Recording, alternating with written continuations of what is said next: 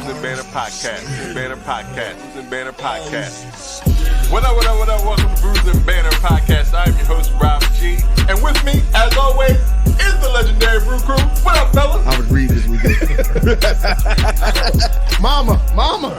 Nah, it doesn't taste like dirt. My name is Lou Belgium, ladies and gentlemen. I'm wondering, does Delaware have an actual culture? This is the podcast that we talk about beer, but we also talk about a lot of things that's happening in the world, politics, movies, anything really that comes to our mind while we're here sampling these brews.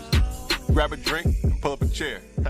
Ooh, we love you, Brews and Banter Podcast.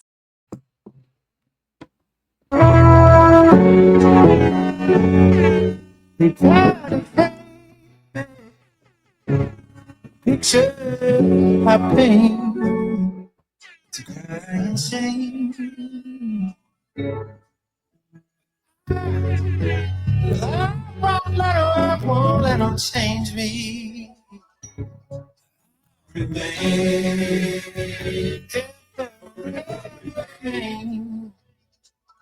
I didn't think I would do it, but I did it.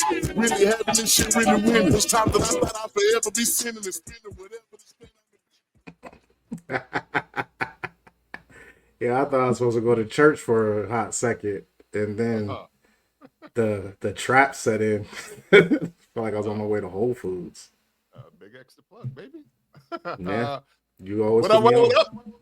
Welcome to Brews and Banner Podcast, where the topic is the rockin' in the brew. Well, that be the fuel. I'm your host, Rob G, and with me, as always, the Legendary Brew Crew. What's going on, Lou? What is going on, everyone? How you doing, Rob? All right. This is episode 281 of Brews and Banter Podcast. If this is your first time joining us, welcome to the show. Hello. And after our returning bruisers and bruisettes, welcome back. Welcome back. Enjoy this episode. I hope you do should be too. a very interesting episode, very good episode. It'll be Tuesday after the win, so go Birds. Good luck in the NFC Championship. Happy Martin Luther King Day to you guys as well. Absolutely. Hope everybody goes out and do their day of service. Absolutely. Or like some black folks say, hey, we need a break. Let everybody else go just chill. Just chill. Enjoy your day off, black people. White people that are allies and accomplices. Go out and do some service for black folk. Do that. There you go. But we do have a great show for you this afternoon, this morning, and even whenever you are listening to the podcast. So we want to jump right in and bring our guests. We have Lance, Dwight, and Joe from Hip Hop Heads Brewery. Let me bring them on to the podcast. Gentlemen, welcome. What's going on? What up? I got them all living for the clap stop. So. Yeah, good job. You did your job. They flew in like rows ducks in a row. You did good. Yeah, you operating the machine right now. You got a lot of things popping right now on your keyboard. I can tell. Yeah. You hosting. You got a board. You got a lot going. You did good. Yeah, one day we'll have a producer that can be like, "Yo, get that right." Right. Hopefully, sometime soon. We'll see. Yeah, the same eyes. Welcome to the podcast. Before we get into everything, we always like to know what everybody is drinking on. If you're drinking on something, what are we drinking today? I don't know who want to go first. We'll start with Lance. What you drinking on? If you're drinking on something. All right, so I believe in options, right? So it's a little chilly right here in Atlanta. So first thing, I'm trying to decide which one we'll crack first. Wanted to make sure I drank local, so have Space Lettuce here by Monday Night Brewing. Shout out to Monday Night. I couldn't visit and not pay homage to one of the hosts here, so I figured I'd have a New Belgium triple with Lou Belgium. And maybe for dessert, I have a Hip Hop Heads original award-winning brown skin lady, our chocolate porter. I like the name of that. That name, boy. We'll talk about that later, but that name. Since you are any of you guys, Dwight and Joe, are y'all drinking the brown skin lady today? I'm not. What you drinking, Joe? Okay. I'm drinking AT Alienator. It's okay. It's one of hold, Joe. Hold. I'm done. We'll get to you. Lance, can you tell me more about the brown skin lady since that is y'all's beer? Absolutely. Brown skin lady is our chocolate porter that we entered into. What was the name of the contest, Joe? We had a couple of competitions. We entered that in. It was Peach State and I can't remember the other one, but two competitions with that one. Okay. Yeah, so it's real smooth drinker brewed with chocolate, but it's not too chocolatey, so it's not sweet. It just really accentuates the roasted malts in it. Delicious beer. Again, like I said, award-winning. Won first place in this category and third place in best of show. So of all the entries that was there, this beer did rank third. Yeah, congratulations. That's awesome. Appreciate that. What's the ABV on the porter? I don't know if you said it. The ABV on this one, I think is like 5.7. 5.6. Yeah, 5.6, 5.7. Mm-hmm. Yeah. Now this triple is sitting at 8.5, and this double IPA is sitting at 8.8. So what kind of questions are we going to be asking here? Well, just drink them all. Just drink them all. Well, the more you drink, the more you don't know. The more. Yes. Let us know the ABV you're drinking, and we'll ask the questions 15 minutes after. Like how truthful can I be here? Yes. We are looking for our bruising banner after dark fodder. So maybe we could get some stuff from you, Lance. I'm gonna start heavy. I'm gonna go with this triple. Man. We're gonna. I'll see you in 15 minutes. See you in 15 minutes. He can't drink like he used to. I know this brother for a long time. He can't drink like he used to. He cannot. He gonna be laid out. He gonna be laid out in about 2 minutes. Might not finish this. I'm like, all right, good. We done here. All right, Joe, what you drinking on? Yeah, this is another Hip Hop Heads original. This is AT Alienator. It's a Doppelbock sitting at about 6.8. Yeah, so this is something I brewed up. I brewed this up recently here at the crib. And it's like my favorite style of beer. I love Doppelbocks. And it's like one of my favorite things to drink and to buy. And so it's like super, it has a really good like malty mouth feel, has that dried fruit, you know what I'm saying? The fig and the like that dried plum. I love this beer. Sidebar question for you, Joe. Since Doppelbocks are your favorite and you made one, have you made the best Doppelbock you've ever tasted? That's a good one. That's a good question. I know. So let me tell you. I'm gonna answer that by giving you a little bit of backstory. So when we create new beers, we have what's called Market Research Day.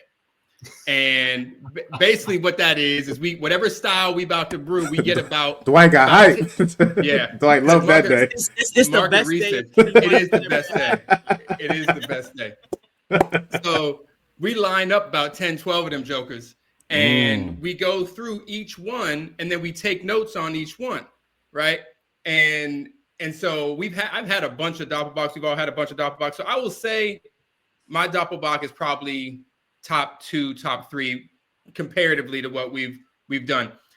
That was a fun day because Doppelbocks, they don't come under like 6.5. Let me tell you about the day that we did Belgian triples. Belgian triple. Oh man, The Belgian triple day. I don't remember half that day. The Belgian triple day was crazy. All I know is somehow I ended up. Who was at your crib, right, Lance? Yeah, we're at my crib. Yeah. Somehow me and Dwight ended up breakdance battling. Yeah. And Dwight, that like was Dwight that like didn't real remember. breakdancing? Was that like real breakdancing, or was that like the Olympic shit? the Australian joint. It was something in the middle. It was probably something in the middle. I don't know if it was in the middle. I don't think it was anywhere near the middle. It wasn't nowhere near the middle. Australia. You know what I mean? It was really just two dudes over 40 trying to get up off the floor. That's really Right. Yeah. Oh, so we know exactly what that is. Yeah, we've been there. All right, Dwight, what you drinking on? Man, what I got? Look, this is empty, but I don't find this very often. So, Jamaican Dragon Stout, and I could never find it that often. Yeah, it's a tropical stout, 7.5%. It's a staple in Jamaica. It's my family's from.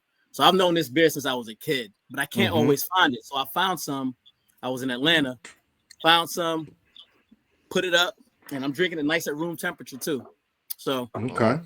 So Dwight, shout out to underage drinking. Okay. Yeah, right. Exactly. I was Exactly. gonna let it Exactly. go. Yeah. You could do that. You could do that in Jamaica. You could do that in Jamaica.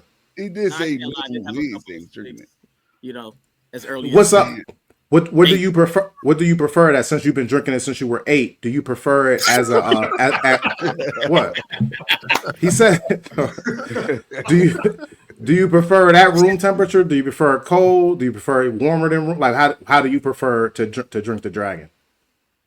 I like it a tad bit cooler. So when I say room, I mean it was in the garage, so it's cool, but it's not cold. Out here, it was in the garage, so that's like perfect. I don't really put them in the fridge. Gotcha. It's like cellar temperature, like if it was in the cellar type of thing. Yeah. And how often is it available in Atlanta? Because you said you can't get it a lot. Like I want to try it. It just depends. I mean, you can get it. Honestly, you can get it at the farmers market. And I was at a random liquor store out in Snellville during Christmas, and I just picked up a 12-pack. I didn't even know they had liquor stores in Snellville. Random liquor stores in Snellville got the dragon. I didn't even know they had liquor stores there. It's called ABC or package back down there. Now I'm talking about. I know it's package. Just alcohol in general. Just liquor stores, package stores. Period. In that area. You got a lot of dealings with Snellville. You be down there. That's where Kelly pops from. Oh, yeah. My family. That's why my sister lives out there. Okay. Yeah, that's where my father-in-law live at. That's how I know. It was always a trek coming from. Yeah, don't nobody go to Snellville, yo. I was trying to figure it out. Like, what's happening? It don't matter where you're. Yeah, it don't matter where you're at in Atlanta, where you're at in Georgia. Snellville's far from everybody. Yeah, we invited us out there for a barbecue once. I've known this man for like 20 years, and that's the only time I went out there. Like, you going out there again? Not going out there again. Damn, they'll kill us still. Shit. But they are. What does Snellville do to you? So Snellville is a country, more of a country part of Georgia. It's country-ish. Country-ish. Yeah. I feel like I can't nail y'all's descriptions of it. I can't nail what Snellville is at all. I have no idea. Close to like Stone. It's near Stone Mountain. It's like near Stone Mountain. So I mean, we still got. It's still busy. But, racism. You get off the path and. I mean, look, there be traffic out there, man. There be traffic out there. He said there be traffic. That's crazy. That's crazy, dude. You caught that note? That's nuts. There be traffic out there. Yes. That lets you know traffic. when you're surprised that there's cars, then yes. Farmer traffic. Okay, we got it, Dwight. Thank you for your Snellville description. All right, Lou, what you drinking on? Because I see you drinking it. So you got something. Yeah, you already know, my guys. I like sweet shit. So back around Halloween, me and the guys, we did Thrills with Dewey Beer Co. We did their Kills Christmas Halloween version. So this is that. It is I'm sorry. I've been drinking it so much I forget sometimes. It's blood red blend with strawberries, sweet cherries, dragon fruit, raspberries, and it's a collab with Bruising Banner podcast. It's at 5.25%. This is what it looks like in a Bruising Banner glass. So you're into diabetes. That's what you're into. Heavily. Yeah. I like sour and fruit smoothie beers, so I don't drink them a lot. When I do, I make sure I drink a lot of water behind it and in front of it. Right. Yeah. And I can only drink like one. As much as I love these, I can only drink like one. Like this pint can is probably all I can get in one sitting. But it's fucking delicious. Yeah, it's fucking delicious. Thank you, Dwight. Over here in this crew that drinks sours too. Man, that's not my palate. That's fine. That's fine. You could. Everybody has their own taste buds, and I appreciate my taste buds just as much as y'all appreciate your own. So, cheers. Anything I could say to just say something. But me and you, Dwight, we could talk. We could talk craft beer a little later. But these guys, I don't know. But anyway, I love it. It's really fruity. It tastes like almost tastes like jelly to me, like a grape jelly or a raspberry jelly. It goes well with peanut butter whiskey. So cheers to anytime anybody wants to do that. You poured peanut butter whiskey in there? Yes. Well, yeah. I do. I make beer cocktails out of all sweet shit. You know? Yeah, I get that part, but sometimes like just the look of the mixtures when you put them in together, especially nah, man, it's a peanut butter and jelly. It's a peanut butter and jelly sandwich. No, man, I'm not that's interested in any of that. Sometimes it's a science project too. I don't even know where to go with that. I don't even know. I don't even know what none of that means. Let's try it. Yeah. You like if you like alcohol and you like peanut butter and jelly, I feel like you would fuck with this. Work, right? Yeah, like what are you? How? Hold on. First of all, are y'all like allergic to jelly? Are y'all allergic to peanuts? What are y'all talking about here? Y'all don't like peanut butter and jelly sandwiches? I love peanut butter and I and know, jelly I know the three of y'all love alcohol. Yes. Right. You just sound like a pregnant woman right now. I don't know what's going on with you. I ain't put my pickle in it, Joe. I ain't have my peanut butter sandwich and pickles now. Yeah, but it's good. Before you knock it, try it. Before you knock it, try it. Yeah, I'm gonna just knock it. Oh, Lance. All right, cheers to me though. Pass me another always to the food. Yeah, man, open your mind and expand your palate, brother. Expand your palate. I need my alcohol to taste like alcohol. Like that's. Oh no, I do not want my alcohol. Yeah, I'm never going to the bar asking for alcohol to taste. Me either. I want my whiskey to taste like wood. Like it should taste oaky, smoky. Like that's my thing. Yeah, I will sip on that and give that back. I was like, Lance wants all of these. This is what Lance wants. Yeah. Sweet shit. The diabetical loop right here. Diabetical loop. All right. Yo, I'm not gonna wish that on you, brother. Yeah. Say it again, Lance. What'd you say, Lance? Wish that on you, man. It's too late. Our community, brother. It's too late. I already got it. That's why I drink water in front and behind it. I already got it. But I still like the sweet shit. I got some sweet shit too. It ain't super sweet though. I had this on here before, but because I was blessed enough to get another can from Sean because he gave me 2 cans, I got the Shell Shock. Oh yeah, that was really good. Tiki sour. So it's coming in a can like this. This is from out of Odenton, Maryland, from Crooked Crab Brewing Company. And this is a tropical cocktail sour. So I guess you could say this was already mixed, Lou. I don't know. I would mix that. I mix that with something too. Yeah. Like I can see this being mixed with something because this would look like in the glass. It's thinner than yours. Thinner? You said thinner? Yeah. That's the only thing I was saying about that one is that the sour we made is kind of thick. Got you. So I got you. The aesthetics once you mix that peanut butter, it's delicious, man. It sound like some shit floating on the top and some shit at the bottom. I mean, that's all. Stir it up. Stir it up if that happens to you. That absolutely does not happen though. It doesn't separate. It does not separate. It mixes. It's not oil and water. It mixes. I feel like it was like curdle at the top. Go ahead. Tell us about your beautiful drink. This one is a Caribbean island inspired sour beer brewed with a boatload of pineapples, mangoes, guava, and coconut, and sweetened with a little bit of lactose. Taste the tropics is what it says on there. I remember the boatload. The boatload. That just sounds like a lot for shit. But I mean, it's good. Everything that they got mixed in here is delicious. I mean, you could definitely taste the pineapples. Like I said, I think I said before, you really can't taste the coconut too heavy. It may be like in the back there, but I really don't taste coconut. But I pass me another all the time. I mean, I ain't really had to say that because it's my second one. This is my pass me another.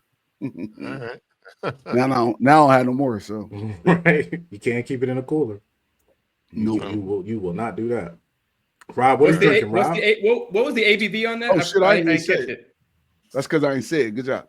It's a 8%er. Okay, 8% sour.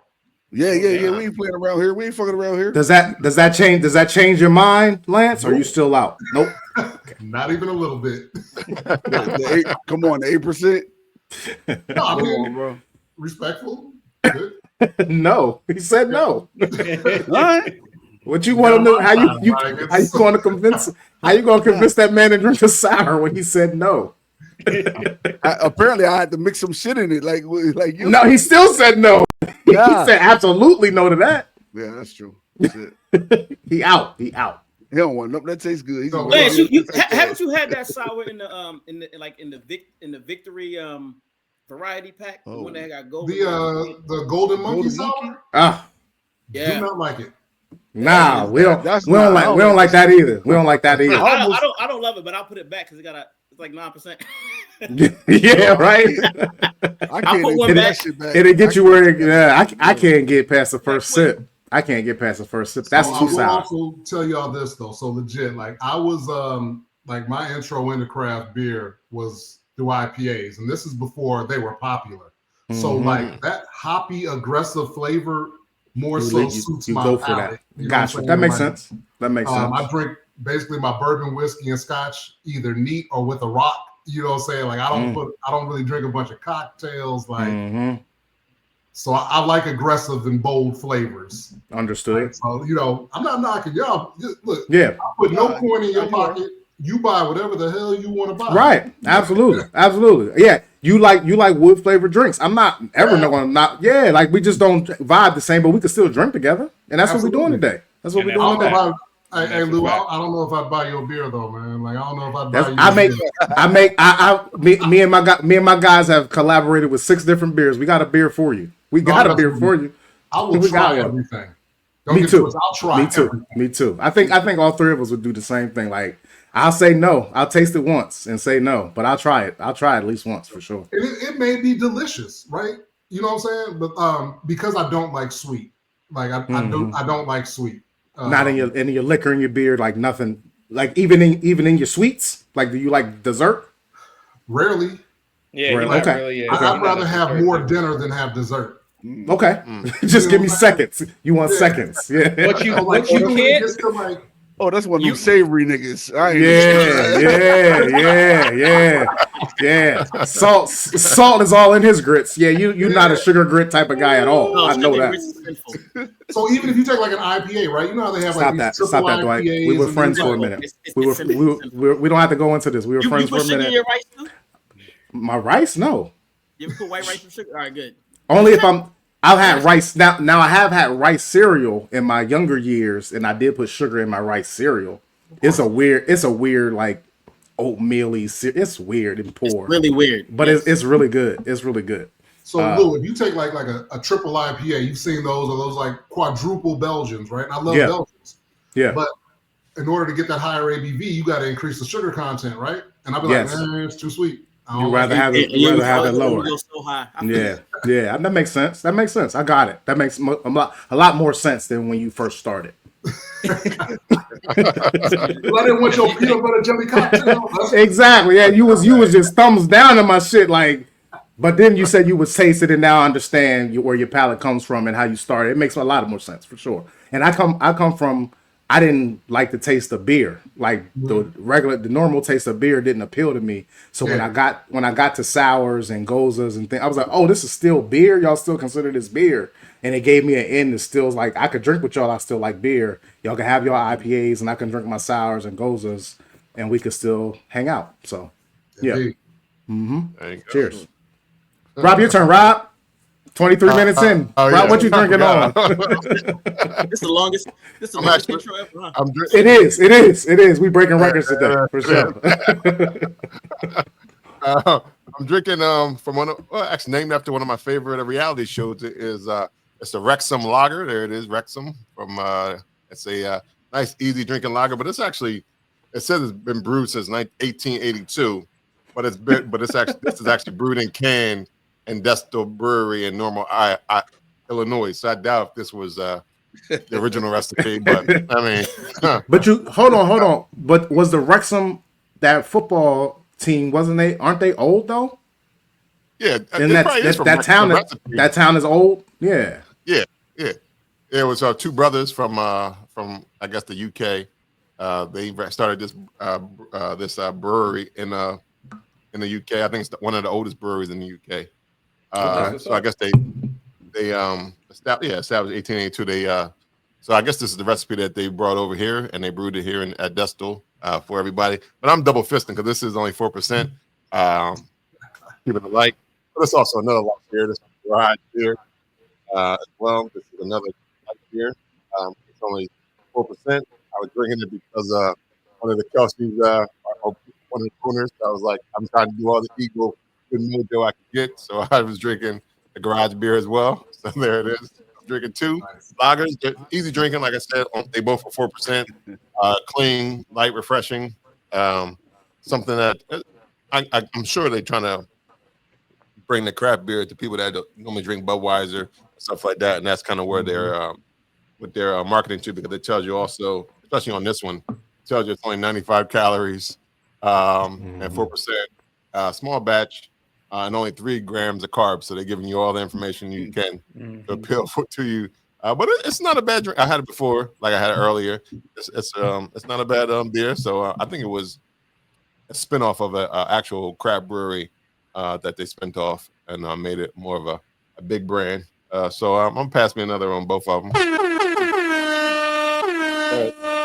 I mean, that was the first one, the Wrexham. It's nice, light, easy lager. There it is. Yeah, it's mostly gone because of 26 in. I mean, it's gone. So I drank most of it while I was listening to everybody else. All right. Well, we are here to know what Hip Hop Brewery is, Hip Hop Heads Brewery is, and how y'all got started. So without further ado, I don't know who want to take it. Like we always say, the proverbial floor is yours. So once again, we want to welcome you to the podcast, and I don't know who wants to begin.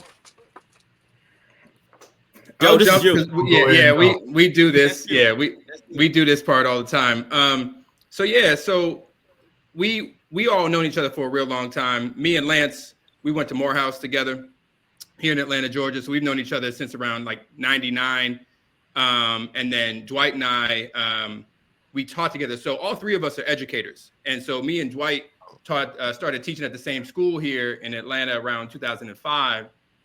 We up then, and then Lance came into the school a few years later, and we just vibed out, you know what I'm saying? And then as after school, when we commiserating over how hard our day was dealing with 10, 12, and 13-year-olds, we and you know, drink some beer, and we all love hip hop, and we started listening to hip hop and drinking beer. And Lance was the one to come in and was like, "Yo, you gotta try this IPA," because I was still on Amstel Lights, and and that changed the game. You know what I'm saying? Like that whole shift in the palate led us into just this love and this quest, and like trying to find, you know, different styles of beer, and so that's kind of how it started. But then it kind of grew. I'll let somebody else jump in from there. I'll jump in. Yeah. I'll jump in. So, you know, so we continue to be beer chasers, and, you know, drinking together almost every weekend. Every Friday we get together. And so this love for beer, just, you know, people noticed in my family. So my wife actually bought me a beer kit for Christmas. I think it was 2017 or 2018. She bought me a beer kit for Christmas. And that was pretty much all she. I turned to her and I was like, "You know, you messed up, right?" So I called them before I even like finished opening up to see what was inside. I called both of them. I said, "Yo, I got a beer kit. We're gonna make this beer." So we get together. We make this beer. It's an IPA kit. We fucked it up. Like we completely destroyed it. Talk about sweet. Complete sweet. It's supposed to be a 12-pack. We probably got 8 beers out of it. And it was evaporation is real. Yeah, and it was absolutely terrible. But then you fast forward, you know, we was like, all right, we should get another kit. Joe, being adventurous, he's like, look, I think we can make our own stuff. So he went to a brew shop, got a little advice, got like an off-the-shelf recipe, tweaked it a little bit, and we made another brew. And we called it the Hop Wilder. So it was let me throw something in there real quick. So just so you know, the homebrew kit is 1 gallon worth of beer. 1 gallon. All right. So whatever. No real money invested, whatever. When Joe and I went to that, well, I bought the second kit and made the IPA. It turned out delicious because we actually read the instructions that time. See, that's the thing. The first time we didn't really read it. So I don't know what I'm doing. These kits, right? we got these kits, and it comes in this box, and you open the box up, and there are 2 sets of directions. One has really large print with pictures in it. The other one has mad small print, and there are a lot of steps. So we just put that one to the side and said the one with pictures is the one for me. Right. And, so, and it was like putting together IKEA furniture, dog. We got to the end of the beer, and there was mad stuff left over.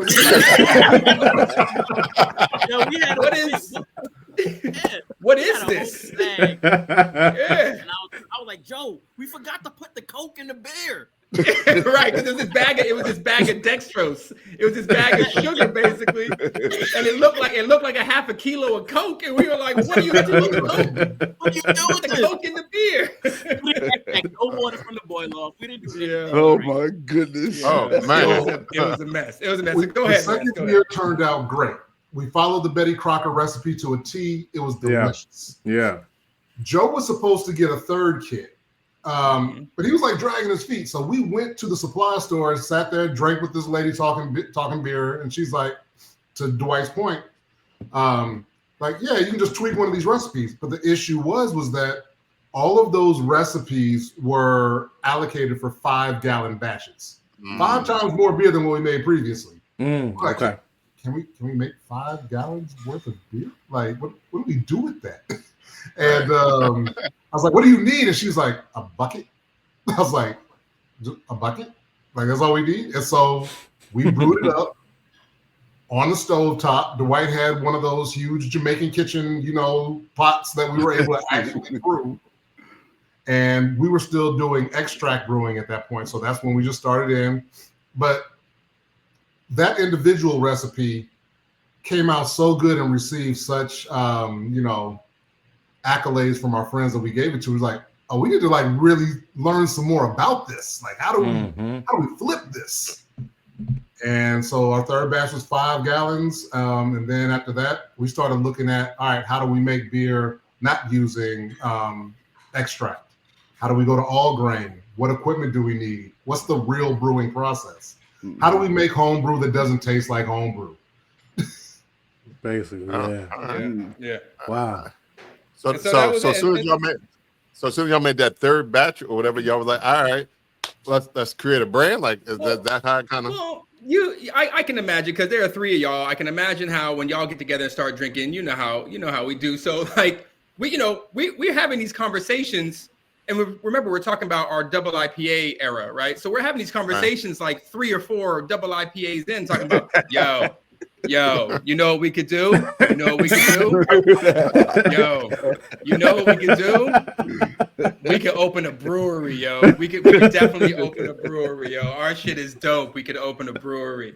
And so, all of the people who love us love our stuff. Right, exactly. So, but then we started having fun with it, right? Then we were like, okay, well, what would we call it? Like, well, what would it be? So we started out kind of throwing names out there, like, all right, we're all educators. Let's call it like Schoolhouse Brewing, because we're all educators. And so we came up with all these names for all these beers that's kind of related to school. And then it turns out there's actually a Schoolhouse Brewing literally in Atlanta. So we were like, okay, so no. And then we so tried that can't. philosophers, and there's also a philosopher. Yeah. So we was like, all right, none of this is working. Everything flopped. Right. Founded by 3 people who were in education.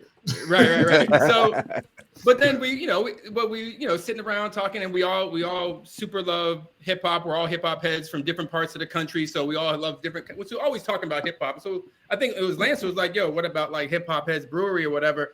And so that kind of just stuck. We like, "Yo, that's dope." And so then everything kind of flowed from there. So all of our beers that we've ever brewed have some sort of hip hop reference. All of our beers that we've ever brewed have their own personal playlist that goes with it, right? So it's about the feel of the beer. Like, so you know how people pair food with cheese or wine with cheese or food, you can pair food with all that kind of stuff. So we were like, yo, what if we started pairing music with beer? And there's a certain style of beer that could go with a certain kind of music. So for instance, that first beer was called the Hopwilder. And when we were drinking it was like a piney double IPA, right? Super hoppy, super piney. And we were like, what does this feel like? And we were like, it feels like New York. It feels like 90s New York. Wear your Timberlands, Like we got that feel. So we were like, okay, bet. So then we started creating this playlist of all these like banging like 90s up north New York type hip hop joints. And the beer was also grimy and gritty. So right. It was unfiltered. It was unfiltered as hell. Yeah. It was grimy and gritty. A lot of let the MOP. bottles sit so everything settle and you can take chains off. It was the whole thing. It was a thing. So that's how we roll. Oh yeah, absolutely. Pop the lock off, all that. You know what I'm saying? Like, I like it. I like it. It was like that. So that's kind of how is that beer still around? Is Hot Wilder still around? We have. It is and it isn't. We've kind of brewed iterations of it, different iterations. It was a super hoppy beer, like. From a logistics standpoint, in terms of like actually brewing it on a commercial scale, there's so many hops in that beer, it wouldn't make sense monetarily. Like we'd be breaking the bank every single time. But it's probably still one of our favorite beers. Like it was a banging beer. It just doesn't make sense to make all the time. That's okay. That's nice. So I gotta ask, since you said that, because you drink it, y'all both, Lance and Joe, drinking a Hip Hop Heads beer. I got to know the playlist for each of the beers now. That's real. And so we can send that link out. That's easy. So another one of the things that we decided to do, because sitting around drinking and talking about this stuff, like, oh, how can we make this dope? In addition, like every beer has its own playlist. So I was like, okay, well, how do we get it to the people? So then we were like, all right, for all of our cans, we're going to make a QR code, put the QR code on the can. You scan the QR code while you're drinking. Now you got your playlist to go while you're sitting with your people or whatever. And so all of our playlists are on our Spotify page. So we have a Spotify page. And so you go there. I'll put the link in the chat. But you go there and it has all the playlists ready to go. Nice. That's a good idea. Yeah, it is. Yeah. Well, I mean, if you're really if you're doing the hip hop, you gotta get the music infused into the beer for sure. They get the whole experience. That makes sense. And the more I think about it, it feels like doing it once you got the beer, the playlist it comes like them 12 to 20 songs can come real easy for y'all. I feel like it's interesting. What is that? What is that process like? It sounds like a headache to me. Go ahead. Yeah. I thought it was easy until I asked the question. It does not sound like that. From different parts of the country too. So So that's the piece. Yeah. Right? So you got to realize something, like in terms of like musical flavors, even though we have obviously some overlapping pieces, like it was a headache at first, right? Because we were trying to agree on every song. Right. Oh, okay. That's why I was saying it's not like a headache. It's like, nah, this doesn't belong. Nah, you should have that. You should, But Dwight's from New York. I'm from Louisville, Kentucky, and Joe's from Boston, right? Oh, shit. So it's crazy. Yeah, like a lot of different flavors. So then we just kind of really made it like, all right, what's the title track? The name of the beer usually reflects the title track, and then each of us get six songs? Eight songs. Each of us get 8 songs.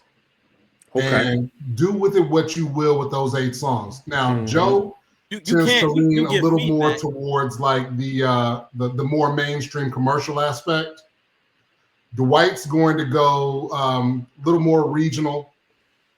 I'm going to go like off cuff and get the deep tracks like that. I want the ones that like, if you bought the album, you know this song. And if you didn't buy the album, you hear this song, you're like, yo, what album was this on? Right. Yeah, it was on that album that you only bought the single to. You the B-side. You the B-side guy. Yeah. He's the B-side guy.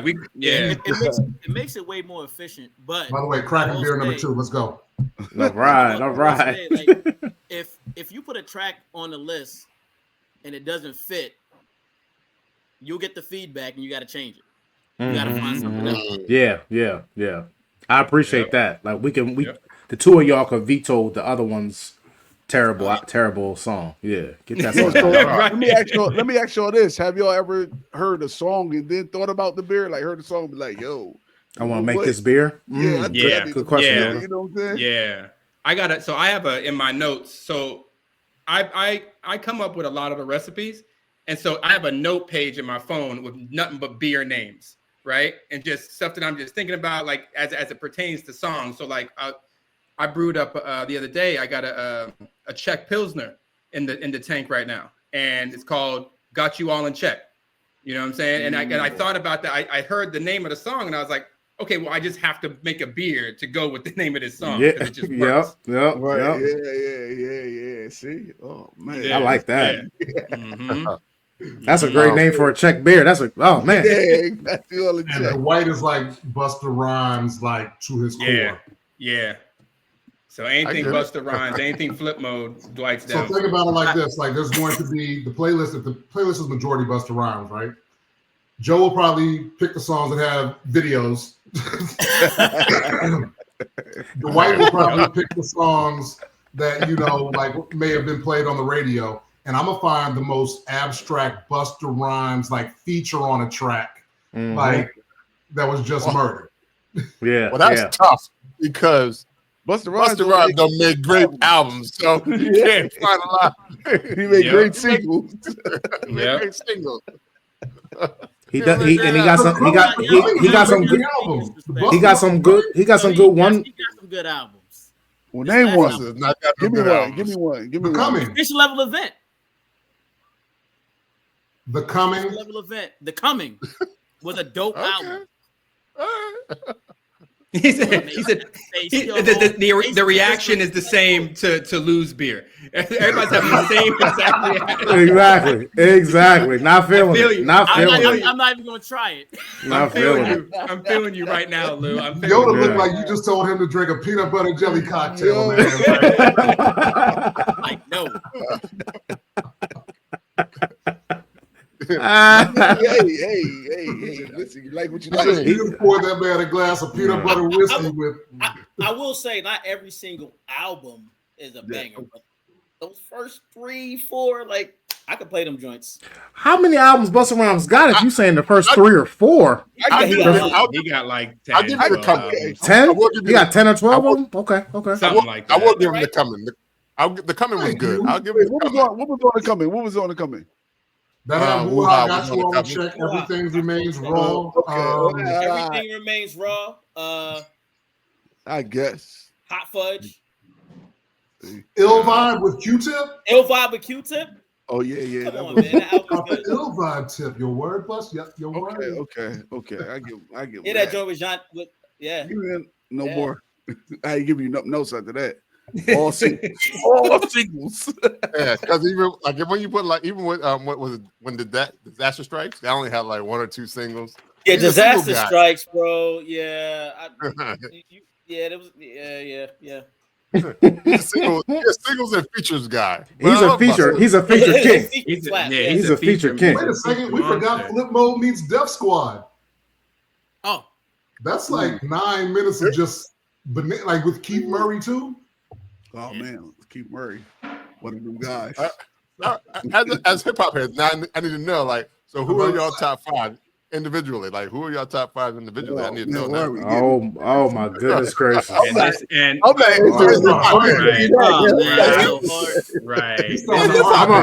I'm gonna mute my. Yeah, that you are the hip hop heads. You have to answer this question. I'm gonna mute my mic. Right. This is always the question, and it always leads to World War III. Like that's why I asked. Always the question. Joe. Hence why my mic is going to be muted again. Right. I'm gone. There's some friction up in here. We was all getting along. Right. I get my popcorn ready. My big. What we gotta do? We listen and we don't judge. Right. Yes, that's exactly Yoda. I will not say a word. Right. My face may betray me though. All right, I'm gonna jump in. Let's just go ahead and get it out the way. Go ahead, get it out the way. So, Jay-Z, no in particular order. Jay-Z, Right, Mos Def, Talib Kweli. Said Jay. I thought he left. I think he dropped something. He walked out. I'm gonna put Mos Def and Talib Kweli as the same. I'm just gonna say Black Star real quick, but Mos Def, Talib Kweli. I'm gonna go ahead and say I know what Lance is. Lance is on the tip of his tongue. I know who he wants me to say, but I'm not gonna say. No, I need you to say that name right now. Please say it. I'm gonna say Ghostface because I love Wu-Tang. I love the Wu-Tang head. I don't understand nothing Ghostface be talking about, but I still love Ghostface. Okay, I respect that. I respect that critique. Yeah, I respect that critique. I'm gonna say, and Kendrick. I roll with Kendrick real hard.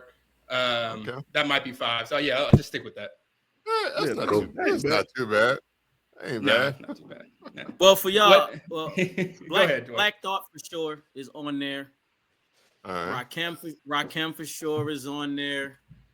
I'm gonna throw M on there. Eminem. That's 3. Yep. Yeah, I definitely. Okay. Yeah. I gotta. So and it's also about the style too. Like you really one of the reasons I love Busta so much is that fast enunciation, like that joint. I just rock with it. Yeah. I'm gonna throw my Nas on there. I'm gonna throw my J on there. All right. Oh, actually, real quick. So lyricist. Actually, I was about to say, yeah, he like lyrics. Homeboy Sandman is one of my favorite artists too. Who's this? Homeboy Sandman.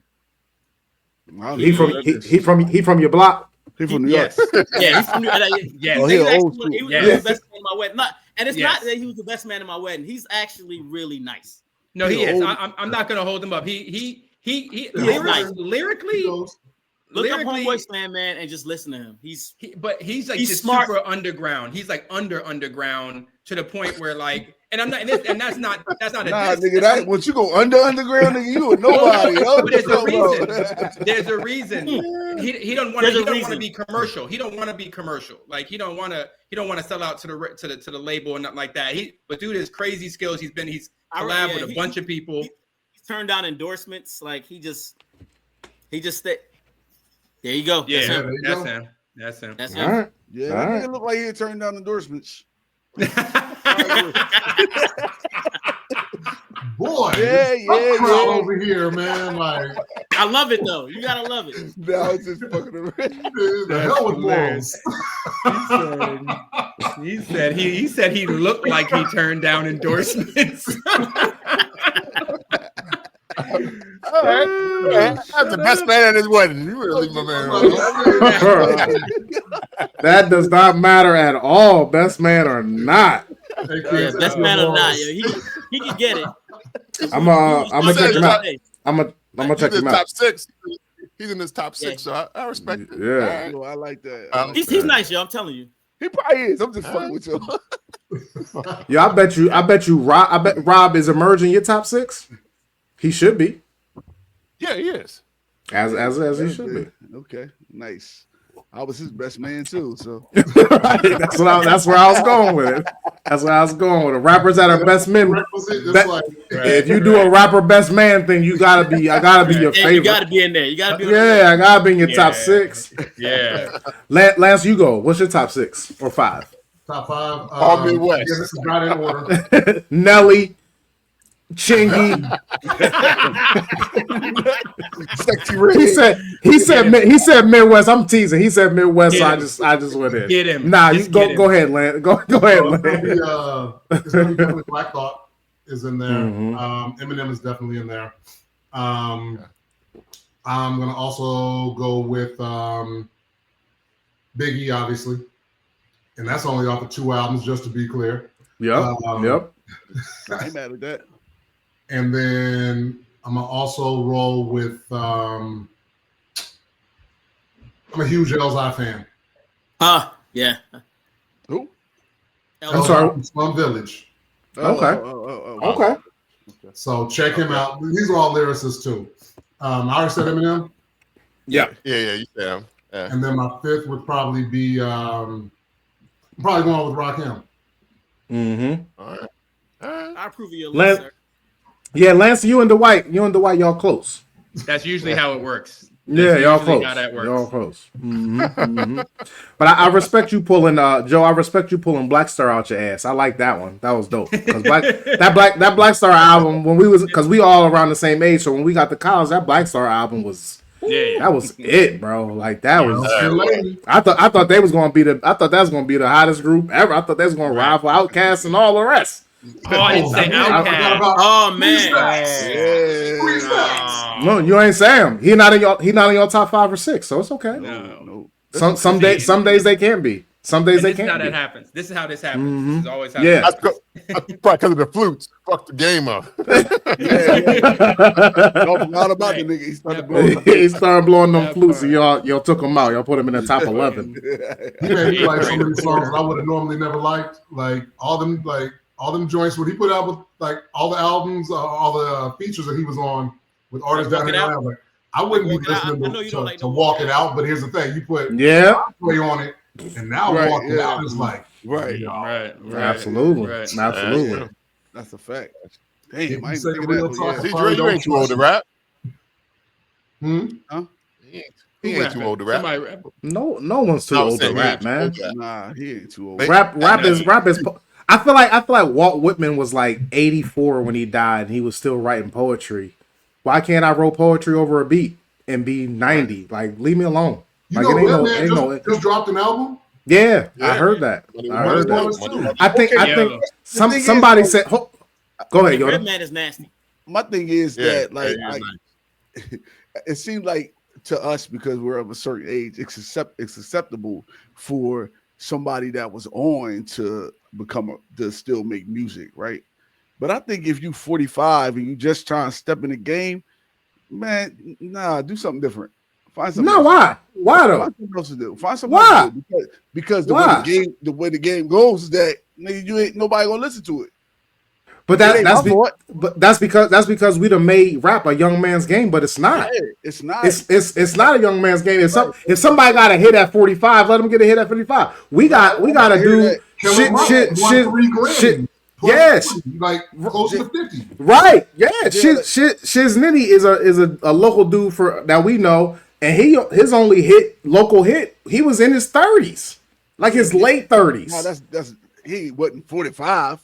So what? Late 30s is late 30s and 45. We all of an age. You rapping about no.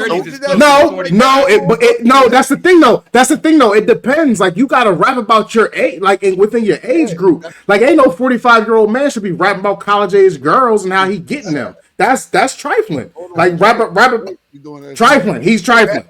Rap about your arthritis. He ain't in nobody's top 5, none of their top 5 for a reason. Trifling ass. But you talk about the arthritis. Yeah, talk about what you know, Dwight. Talk about what you woke.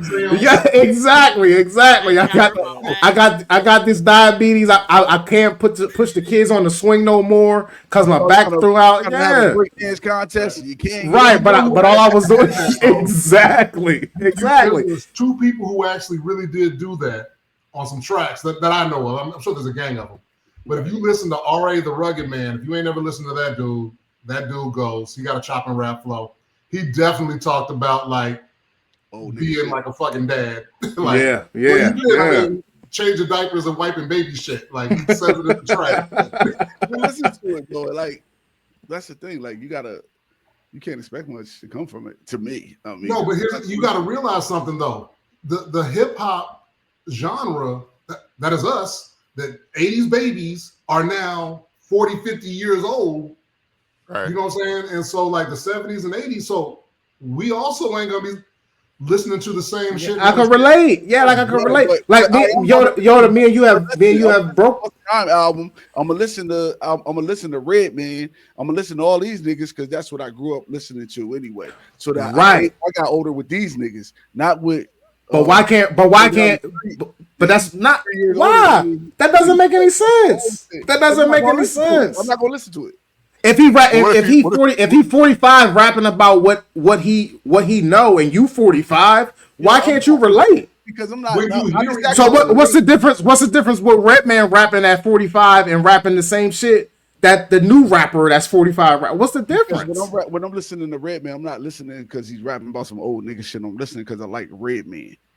So what if you heard it? So you just that does that. Listen to any new music? No, he can't be. Do I listen to any new music?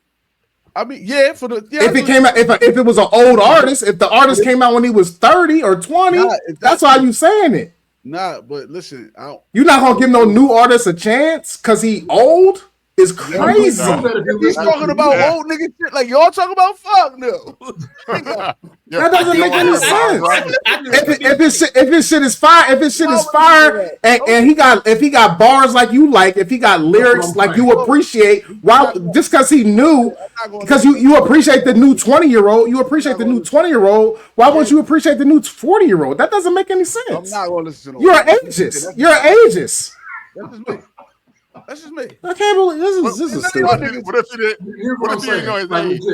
But you would exactly. If someone drops an album today, you probably will hear the words before you're able to actually see who that person is. And if it's banging, you're gonna be like, "Yo, it's banging." Then you look it up, you're like, "Oh, it's an old ass man." Like now you out. Let me do this. So when y'all find an old nigga that sound good, send them to me. Yo, the white guy is his best friend. He ain't gotta be in his. How old is the man? He gonna be 45 or something. He been rapping for years. But you telling me you I don't think that any 45-year-old man that finally get a hit has been rapping for a year. He's saying like they just rap, like but I didn't say that. I said start rapping at 45. Start rapping. That's what I'm saying. If you start, like, if you pick up a pen, if I pick up a pen today and try to write a song, I'm not going to be. Yeah, that's what I'm saying. Like that. Exactly what my point is. That's not what I thought you were talking about. I agree. Like, what are we talking about? I'm talking about that. Yeah. Yes. Right. I did not say that. Right. That's what I said. I'll listen to those niggas. Like, but if it's a dude who been rapping. If it's a dude who been rapping since he was 20 and he just got signed at 45, you not listening to him? No, a nigga that. I'm asking you a question. No, I'm asking you a question. I'm asking you the actual question. You're saying a bookkeeper doesn't started to rap now at 45. Right. You're not going to listen right. To so I'm asking you if it's a guy like the White's man that's been rapping his whole life and you just discovered him, you're not going to feel that? You can tell when a nigga been rapping his whole life. So. I mean, I'll listen. I'll give it a listen. Maybe not.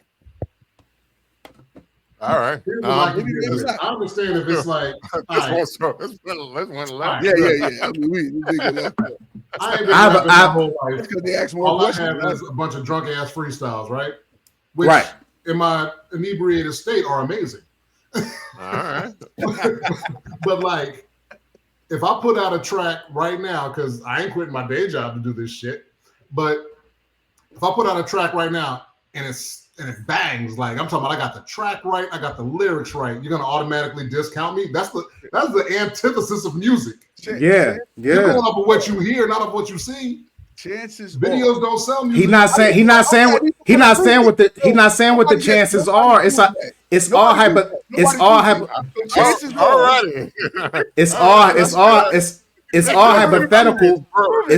It's all hypothetical. You're saying the way I'm hearing it is you're saying you're not gonna give a new artist a chance if he's over a certain age. Joe, I have a question for you. It says head brewer under your thing, but you guys all started out brewing beer. What makes you the head brewer in the White and Lance? What do you guys do besides? Because I know y'all do the market research once a month, but what do you guys actually do for the brewery? And Joe, I know you're head. Why did you get the head brewer title when all of y'all started out as pretty much head brewers? Head brewer drinkers. I think it just kind of worked that way. Like at the beginning, we all would, we talk about like the recipes and stuff like that. And at some point in time, it kind of just shifted to me creating the recipes. Like I was doing a lot of research and I was, looking up just different strategies and different ways of doing it. Lance was too, to his credit. I think we started brewing at Dwight's house, and then we moved it over to Lance's house, and then we moved it over to my house. And so I have a lot more freedom to kind of brew whenever I want. So that's kind of that kind of moved it into my domain. Plus, you the one with all the names of the beer in your phone. that part.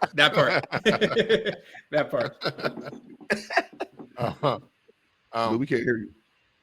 We can't hear you. Oh, my bad. You gotta get my passcode information to get the names of that list. You got copyright infringement and shit like that. Send you the list in there? No, you don't send the White and Lance. The White and Lance. Oh no, yeah. We talk about beer names all the time. I'm just always putting new stuff in. That's all it is. It ain't no lock folder. Okay, understood. No, you can't see it. It seemed like it was under wraps. Like that check beer was not known. I didn't know. Just making sure. No, it's all good. Well, Dwight's the big Busta Rhymes fan, so he was also thinking about Dwight as well when he came up with the name. He was like, yeah, you're right. You're right. He probably texted him right away as soon as he came to his mind. I did. I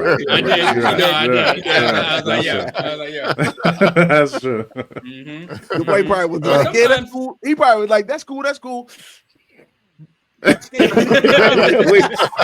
finally got it around. Yeah, I got one. But sometimes I'll tell them I have a concept. I'll have a concept for a beer that I want to brew, and I'll hit them and like, yo, I need a name for this. I got this beer I want to brew. I got this concept. Here's the hops I'm using. Here's the grains I'm using. Here's what I'm feeling about it. What y'all got? And so then we'll just crowdsource it like that. Gotcha. Yeah, we definitely value each other's input into it. We try to involve each other in the creative process from beginning to end. So that way, everyone has a stake in the beer. Everyone is invested. And then we also enjoy the consumption. All right. Now, so everybody comes up with recipes? What'd you say? Say it one more time. So everybody comes up with the recipes for the beer, or just one person? If you want to, yes. So here's the thing: if Dwight decides, hey man, you know what? We haven't done a Vienna lager, and so then Dwight does his own research and comes up with a recipe to produce a Vienna lager, then we will brew a Vienna lager and rock with it. Gotcha. Same thing. And so, but right now, where that lives mostly is with Joe. Joe's like, hey, I want to try this. And so our brewing equipment for the most part is over at Joe's house. So it's kind of like whatever the hell Joe wants to do, Joe does. And we're like, all right, cool. Right. And Joe has the result of that. Right. The result of that is I hate stouts. And so guess what's never been brewed? But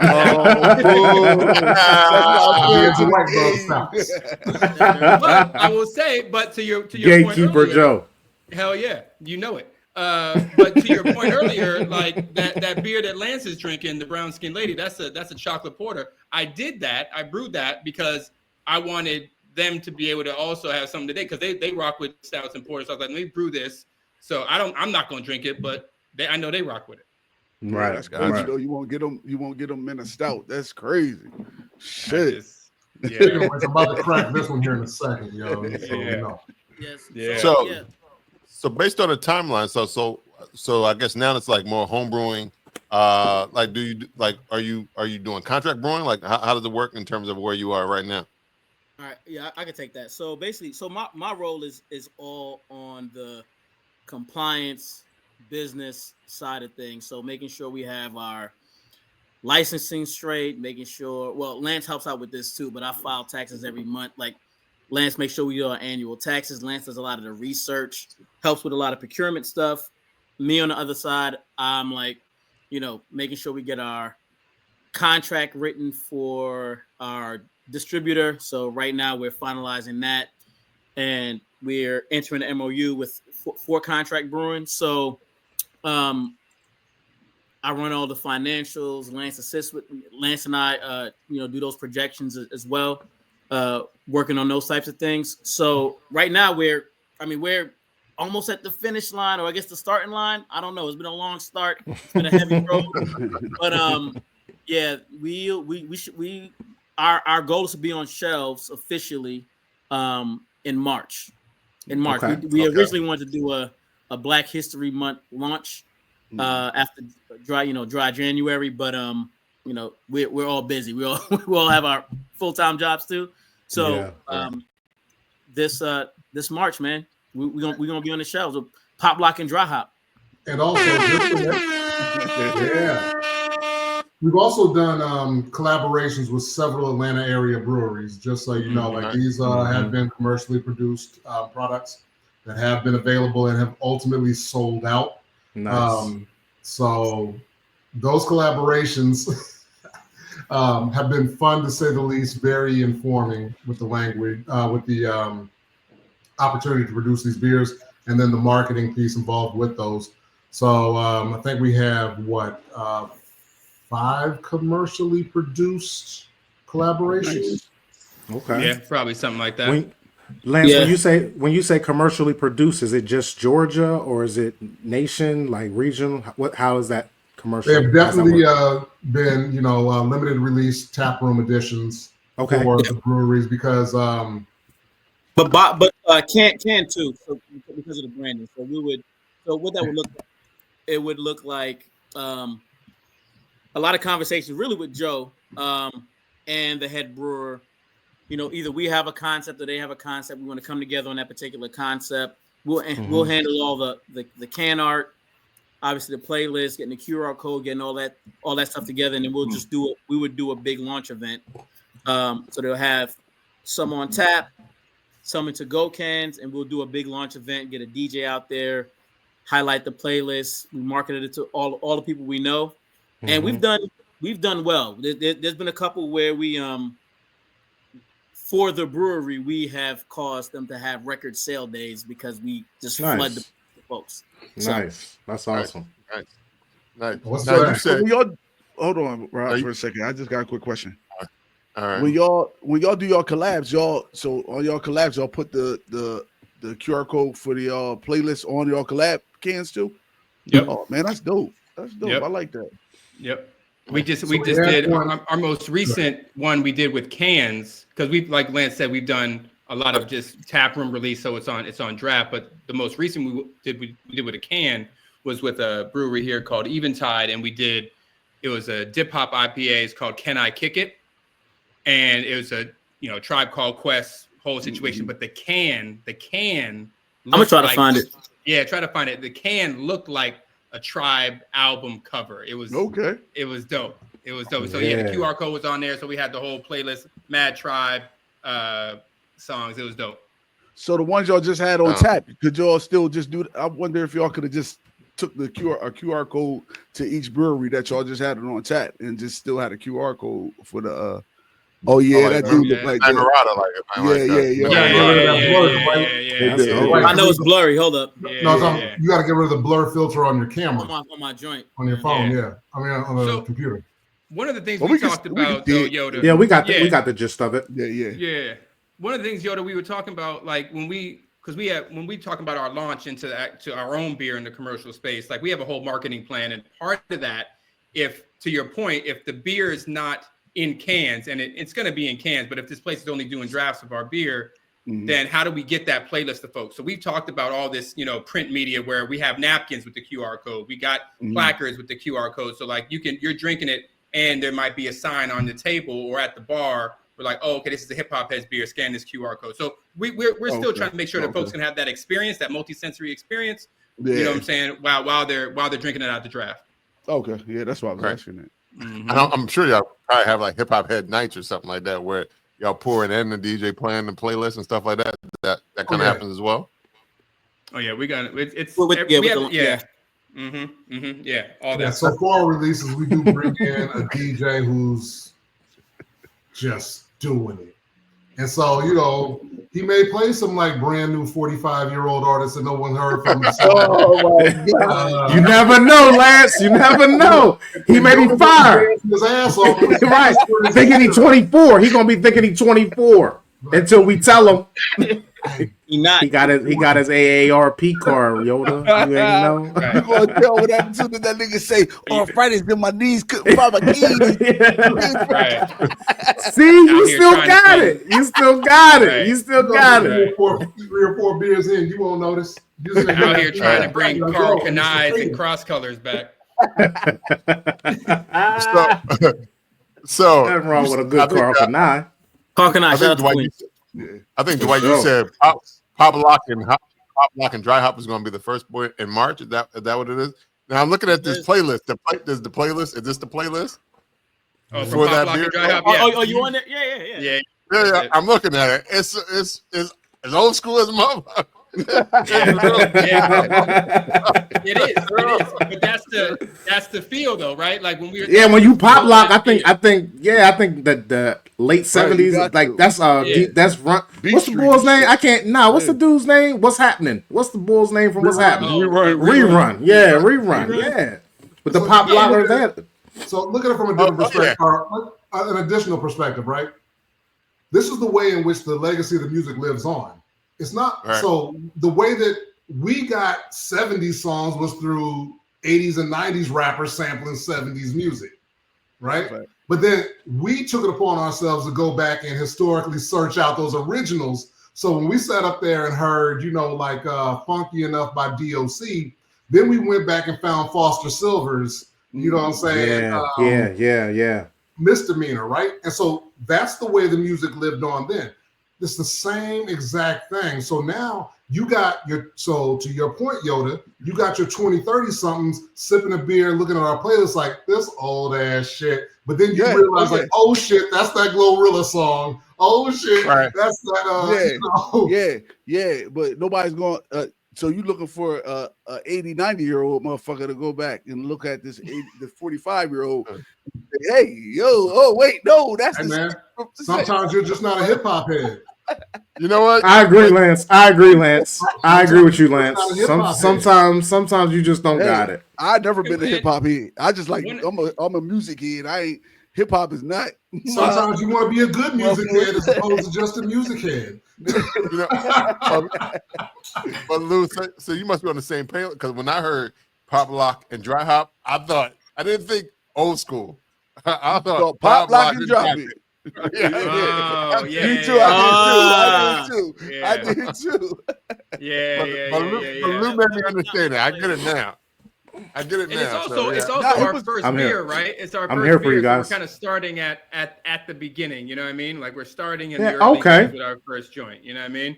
Nice. Is that a plan? Is that a plan? We're going to go to 2028 or 20, and beyond. We have. There are some, again, accessing the notes in my phone. We have some concepts. There are some concepts that kind of follow a timeline, if you will, in hip hop. So there's a lot of things we can do with it, but we really want to. It's going to be a hazy New England IPA because, of course, that's what's going on right now commercially, and that's what's going to make sure it moves off the shelf a little bit. But we got some other things. We have. I think I have right now something close to 30 recipes ready to go. So we can do a lot of different things. So based on that, we've had other brewers on here where they're making small batch, I guess, limited edition type of thing, especially with the cans. Like your cans, like you said, had like a Tropical Quest type theme. Is that what you're looking to do, or you are going to have 3 or 4 or 4 or 5 brand or I guess what is it styles? Flagship beers, yeah. I'm about to say Keystone. I don't know why I thought Keystone was flagship. I feel like you going on something there. Keystone beers sound like sounds just like flagship.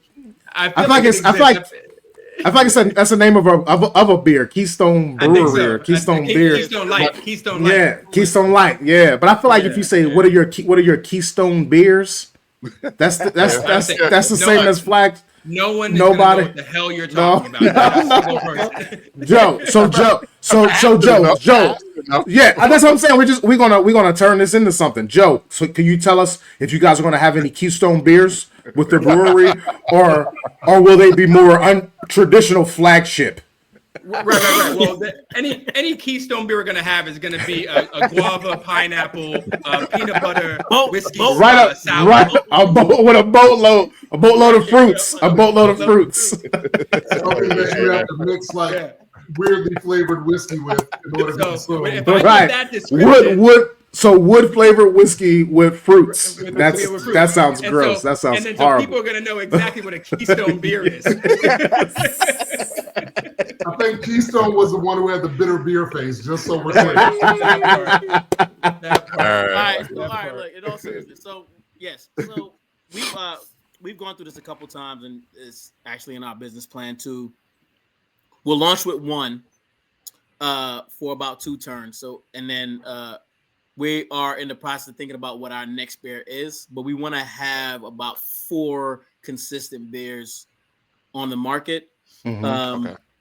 We have not this. Well, we thought we had it figured out before, but we just, in terms of checking up additional research and saying like, all right, we know New England IPAs move off the shelf.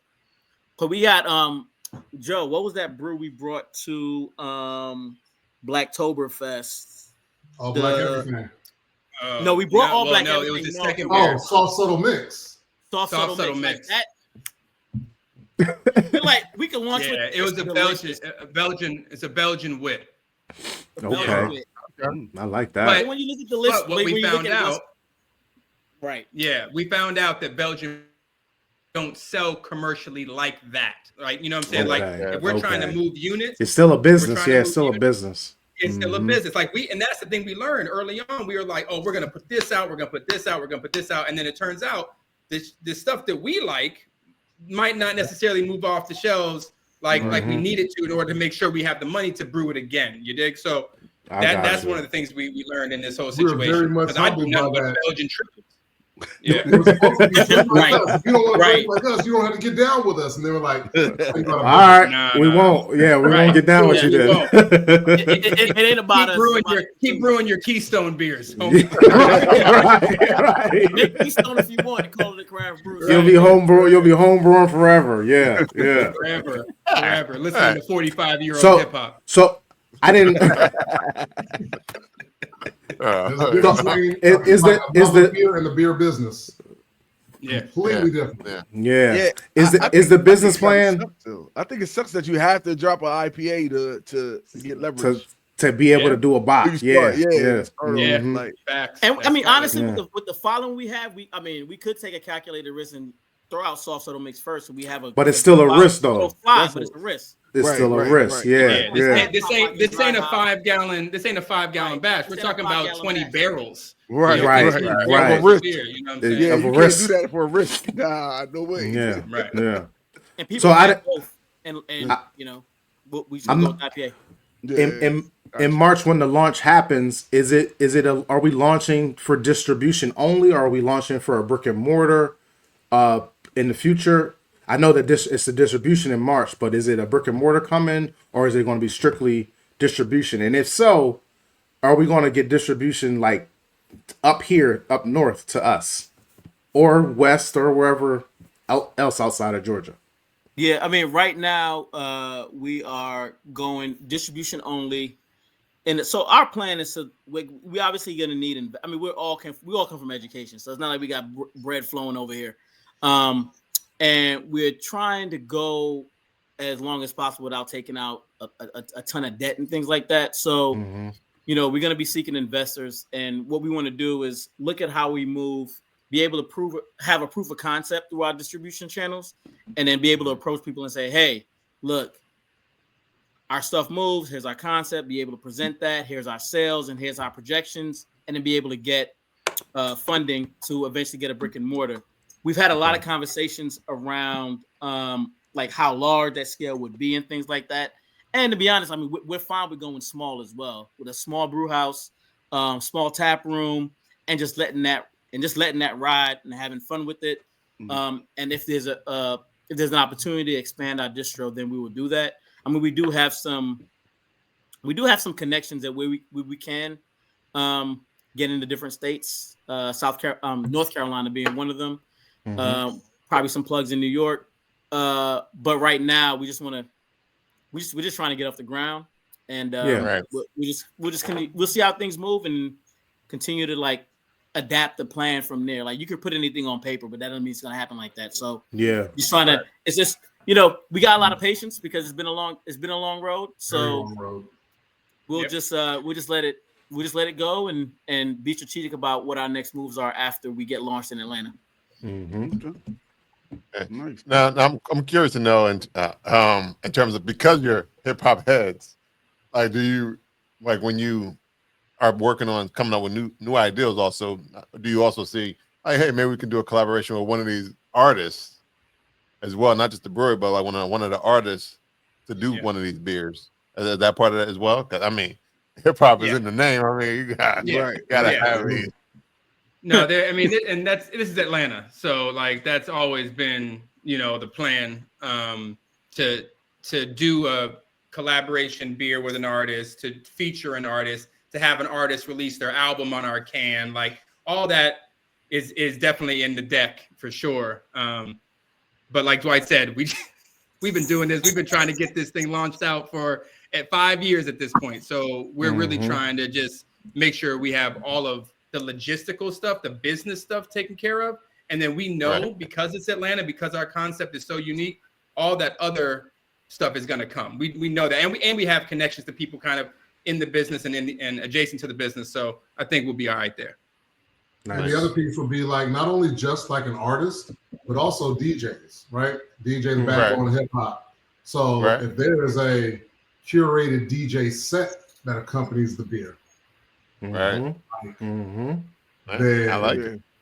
That goes to a whole nother level. Yeah, like, it's the party in a can. I got a good idea for that. That's awesome. I like that.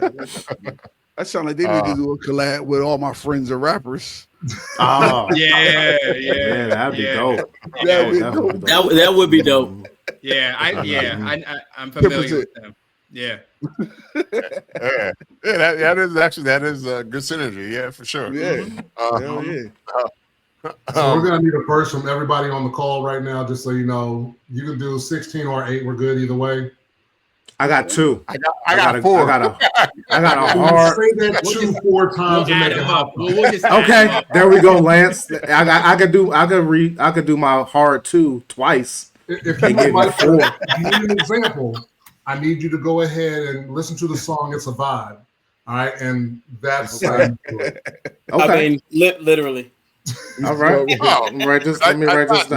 Lucian's gonna be like Mike Jones. Who? Mike Jones. What? Yoda, I already did mine. I've done mine.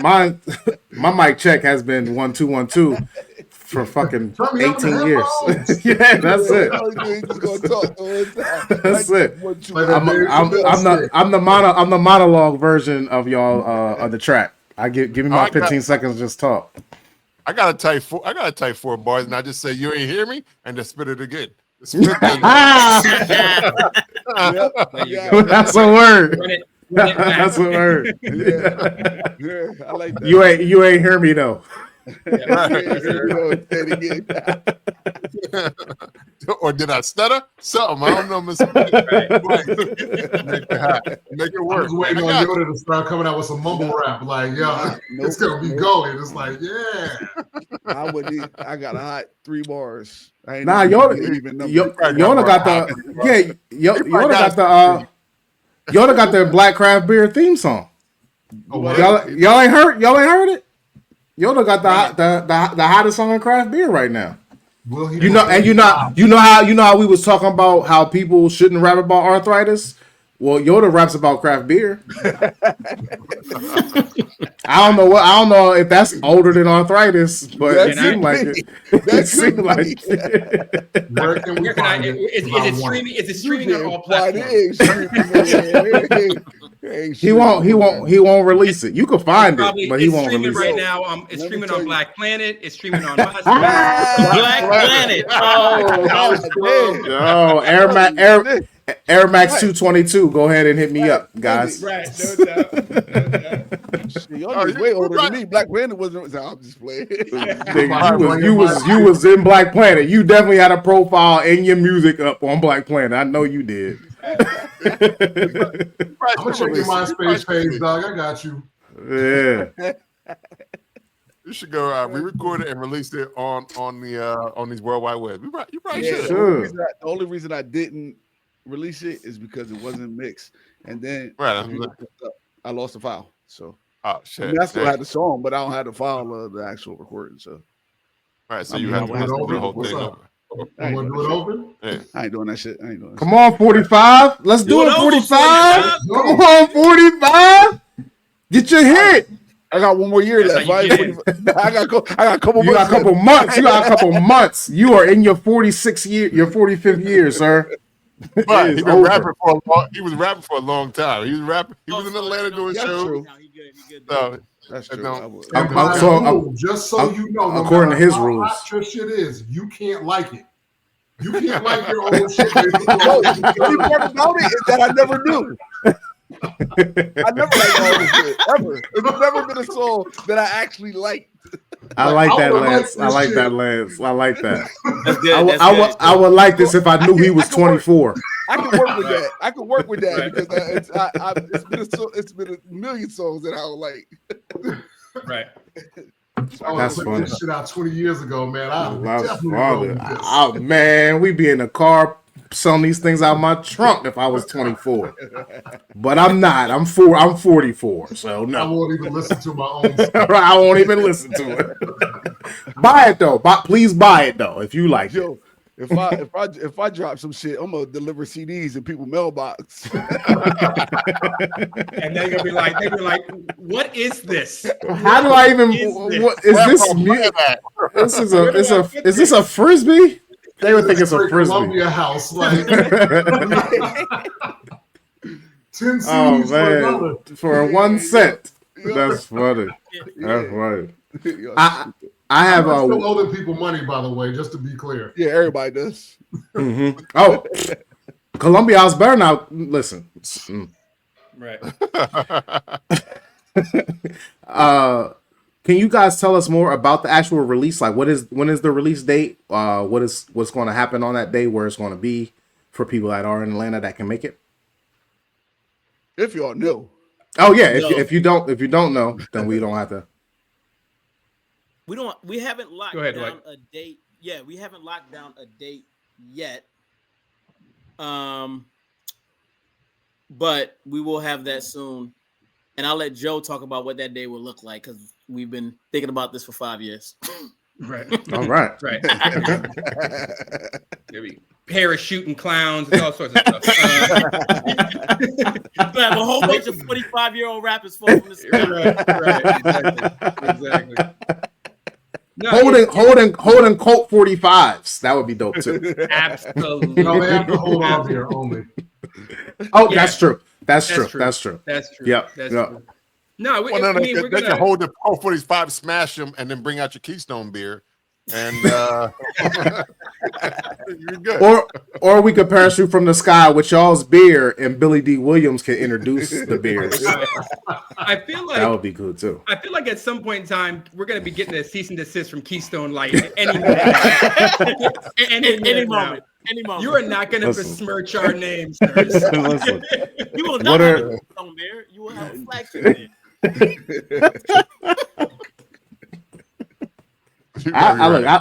I like Keystone beers. What are your 4 Keystone beers?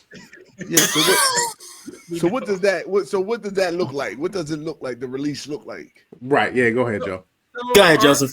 Yeah, we're gonna have a multi-pronged release situation. So they're gonna be a couple of different places that are holding our cans. We're gonna have kind of some targeted releases there. We're gonna have some targeted releases at some places where there's gonna be on draft because we do have a pretty wide net in terms of where our distribution is gonna go. So we're gonna pick some key places where in different parts of the city where we're actually gonna do that release. There's always a DJ. Always. And so we'll be, highlighting the era of the playlist, not necessarily just the playlist, but the era of the playlist. We have a bunch of merch, as you can see. So we always have stuff that folks can buy out there and represent that.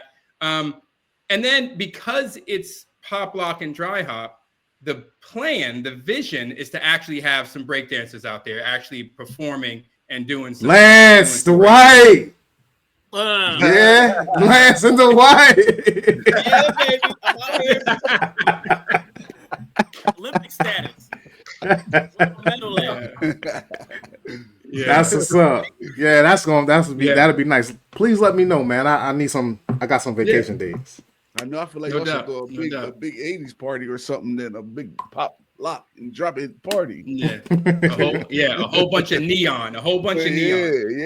Why not? Uh-huh. I feel like rerun got grandkids by now. That's still like pop locking and Probably. Shit like that. Invite them. Probably. They probably live in Atlanta. All black people live in Atlanta. All black grandkids of famous people live in Atlanta. Right. That's what I heard. You might be right. Why? That's what makes it crazier. You might be right. You might be right. If you're James Brown's grandson lived down there and all that. Stupid. So going back to the brand, like who came up with the logo? Like who designed the logo? How did that come together? All right, I'm Let's going to that one. All right, so there's a couple of interesting things. We try to go the route of like hiring graphic designers to we verbally tell them what we're looking for, and then they kind of produce some shit, and then they charge you like a couple $100. And I'm like, that's not what I asked for. I ain't asked for this. We got the mock-ups back. We're like, no, I didn't say any of that. What is this? And so then I literally took my computer, created a very rudimentary iteration of this logo, our current logo. I said, this, like, do whatever the hell it is you do as a digital professional to this. To make this look good. Yeah. And so that pretty much is our logo, which is obviously the hop flower with headphones over it, which is also a kickback to our origin as well, because it's not just a hip hop head, which is a person who loves obviously hip hop music, but then there's also a hop head that we wanted to reference to, because we were big into IPAs and we thought that was going to be our kick down the door moment. So it was supposed to be like this double entendre to it, but we were able to take this logo, then send it off to a digital professional who was able to then create the logo for us, and in a way in which was more reflective of our collective interest. I never even seen a double entendre until just then. That's so bars. And the whole wrap up the double entendre like this. Drop the mic, bro. That was dope. Yeah, that was dope. Well, maybe we came up with it. Yeah, you were. So good job, man. You still can be creative in your 40s, Dwight. Don't ever forget that, man. That also happened with a couple of cans. So like we were trying to tell people, and we figured out like that was just throwing money down the drain. And I'm like, look, here, take this. And so I would do I am by no means a graphic designer. Like, not at all. I'm just a dude who knows how to use Word and PowerPoint. And so I'd be like, something like this, but make it look like you did it. Yeah. Basically. Yeah, I got you. That makes sense. Like, our Can I Kick It can, the one that he showed you, like, I did that. He made it, yeah. Gave it to them, like, you do this. They're like, oh, okay. I can definitely do that. You gotta give a blueprint. You do have to give a raw scale of what you want to graphic designers, because they'll come back with what they think. Yeah. And their minds be too advanced in graphic design. Like, my shit is basic. Like, I don't need all this.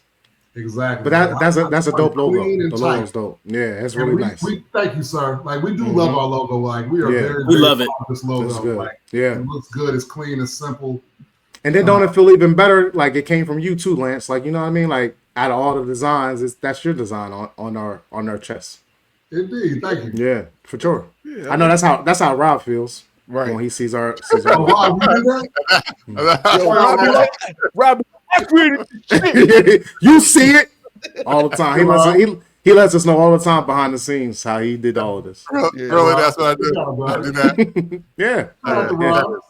I respect it. Taskmaster Rob. I'm only saying it because I feel safe in front of you three, but once this is over, right? No credits given. No credits given whatsoever. No. Like, so? You see how every time me and Yoda talk, he looks down. He don't like that shit. Yeah. He gonna yell at us when we get on. Yep. Y'all let us leave first. Y'all leave last.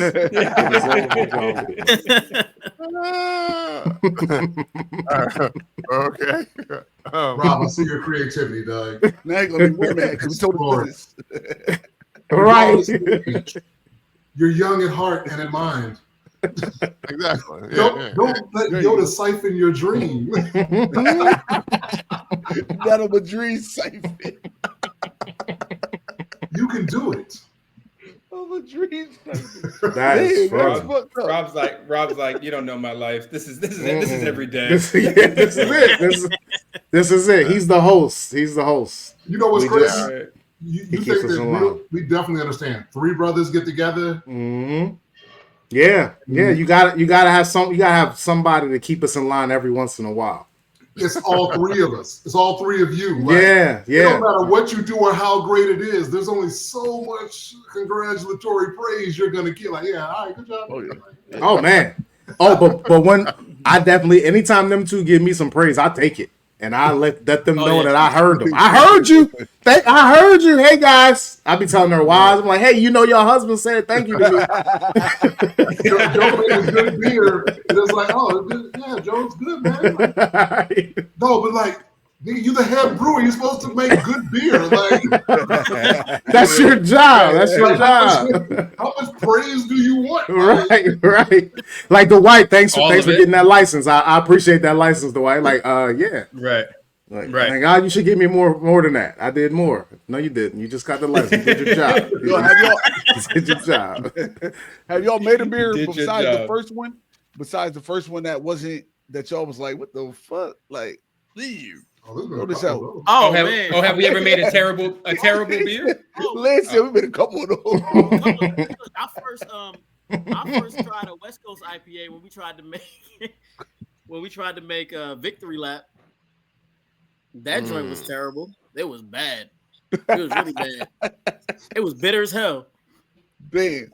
So we I had made to a- deal with proportions also as well as process, right? So those were the main things like that were kind of that made the learning curve a little steeper.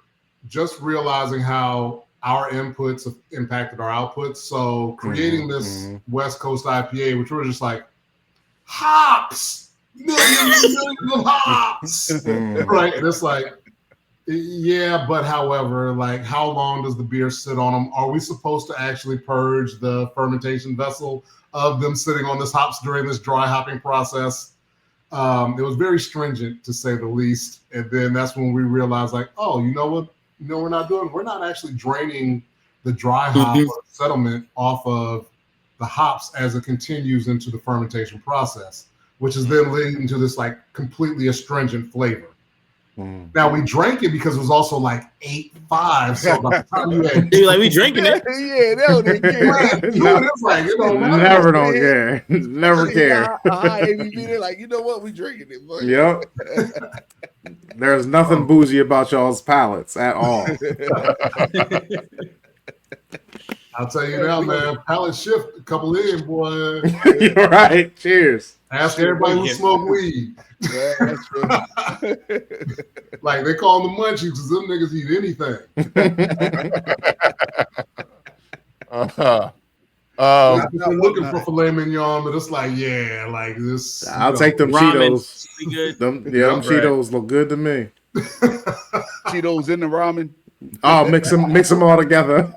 Mix it all together. That sounds nasty and soggy. But you know, Lou love that. Lou love that. He said, "Give me some Cheetos." Yep. Give me some Cheeto and ramen. Yeah, I gotta. Peanut butter. As soon all I gotta do is drink. I gotta drain my water so my Cheetos don't get too soggy too quick. Right. And then I throw Cheetos in as I bite. I don't throw Cheetos in a mix Because you want the then crunch. I want the crunch. Right. So I gotta throw 2 Cheetos in, eat, then throw more Cheetos in and eat. Right. Lou, then by the end I gotta. Yes. You should not have a process. Absolutely. You should Absolutely. not have a Why process. they act like they ain't great do it? They gonna do it. Right. It's absolutely hypothetical. I hate both of those foods totally, but it sounds like something somebody that would be high and loves ramen and Cheetos would do. If you had those 2 things, you would definitely eat them together. Why not? They great try. There will be someone who listens to this podcast is like, yo. DM me when you do it. DM me when you do it and let me know that it was. Let me know how you felt about it. Call it the ramen. Don't call it that. Don't name it after me. Don't name it after me. Oh yeah, we doing that. Add a little bit of like raspberry Smuckers to it. Come on, man. Cheetos, ramen, and raspberry Smuckers is just that's diabolical, man. It's the fucking worst thing I've ever heard of. That seems like a Fear Factor challenge. That's horrible. All right. Do you think, host? Sorry, Rob. Sorry, Rob. We just out here just No problem. Y'all play too much. Let Rob get the stage. It's fine. We are brews and banter, so we do a lot of we are accustomed to a lot of banter, so it's fine.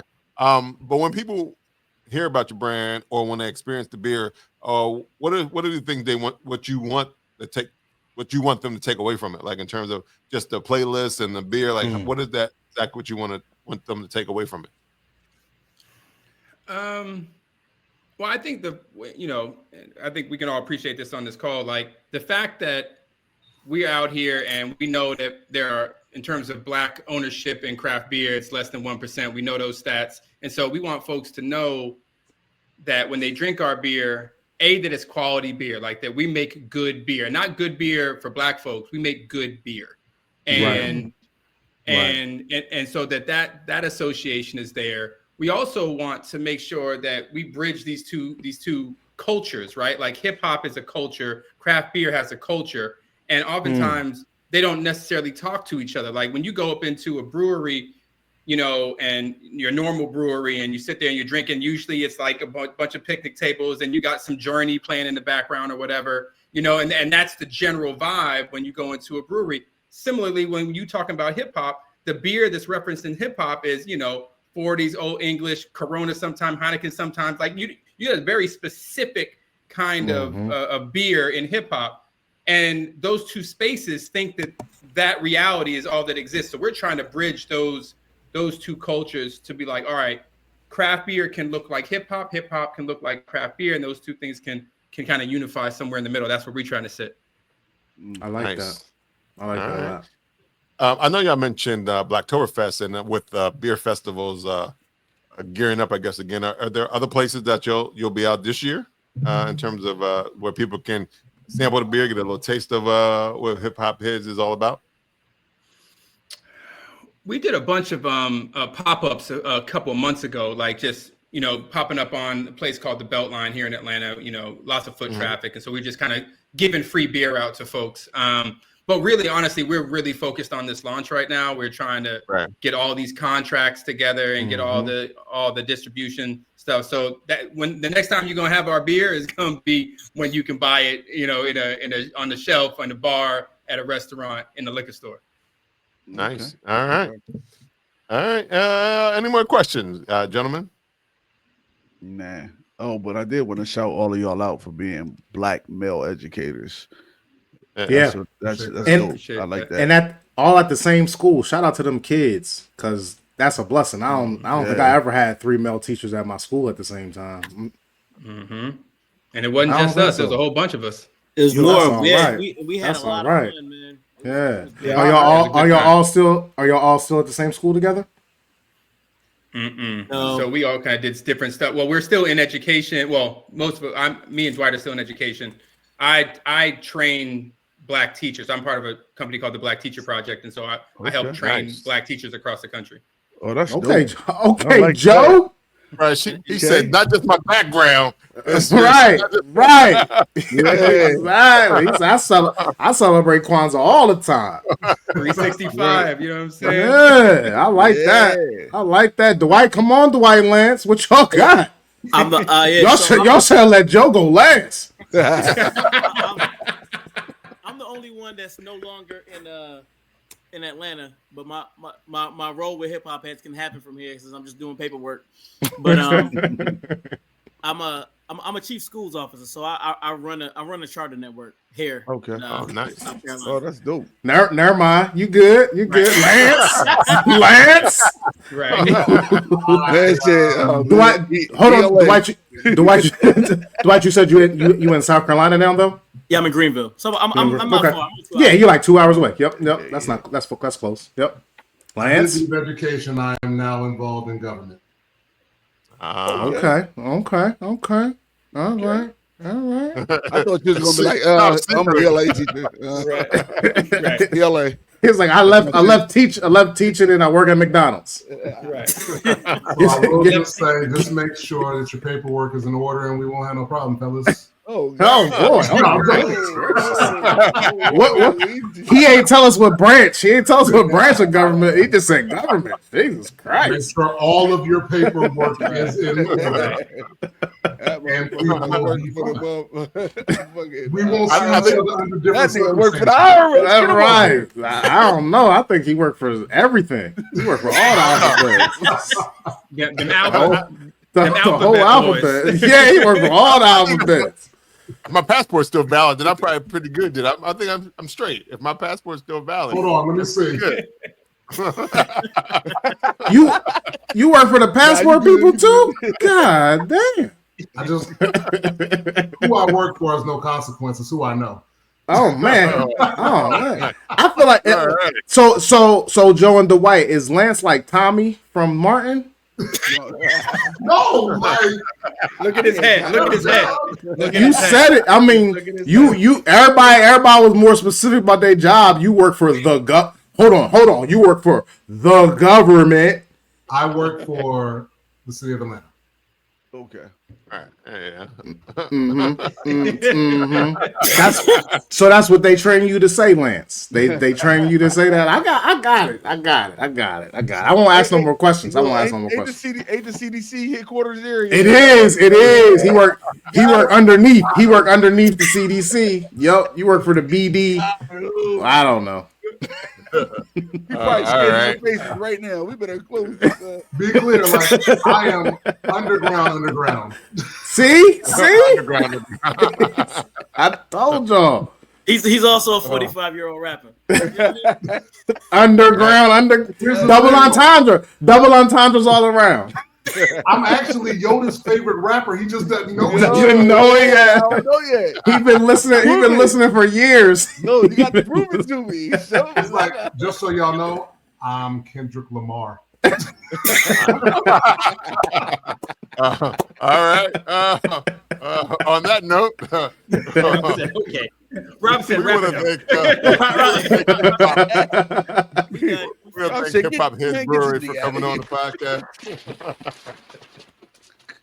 This has been great, gentlemen. Thank you so much for having us, by the way. Appreciate it. Anytime. Y'all can come on. Y'all can come on anytime. Y'all were great. This was a lot of fun, y'all. I appreciate it. Yeah. But before we go, we always like to know how people can find out more about the brewery, how they can find you on these worldwide webs, how they can get the merchandise, if you can get the merchandise anywhere in the world. Like, how can they find all about Hip Hop Heads Brewery? Yeah, you can follow us on Instagram, Hip Hop Heads Brewery. We have a website, hiphopheadsbrewery.com. On that website, we have a link to our merch store. So we have a merch store. You can buy all sorts of t-shirts, sweatshirts. We got all that on there. And then look out for our beer coming soon this spring to a store and a restaurant near you. Congratulations. All right. Appreciate that. Yo, how can they find you? You can find me on IG at IM302YODA. Lou? My name is Lou Belgium.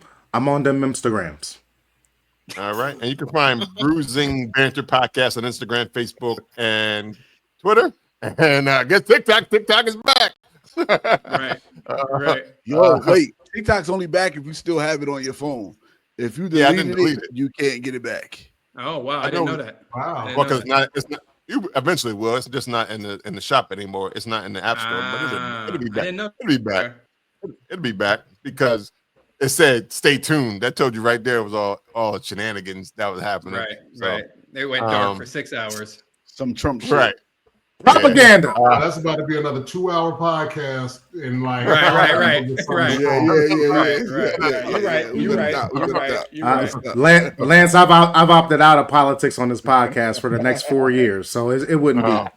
It wouldn't be. If you want to listen to podcasts on Apple Podcasts, anywhere you listen to podcasts, you can even say, Alexa, play Brews and Banter podcast because we are on Amazon Music. Once again, we want to thank Hip Hop Heads Brewery for coming on the podcast. Thanks, y'all. Appreciate y'all. This was dope. Until next time. Have a good week, everyone. Good week. All right, thank you, brothers. Y'all have a good one now. Yeah.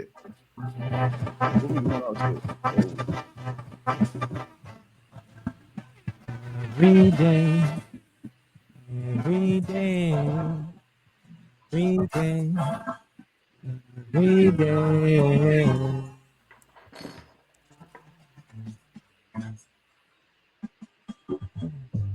Last breath that I get closer to, lots of different temptations that I'm not supposed to do.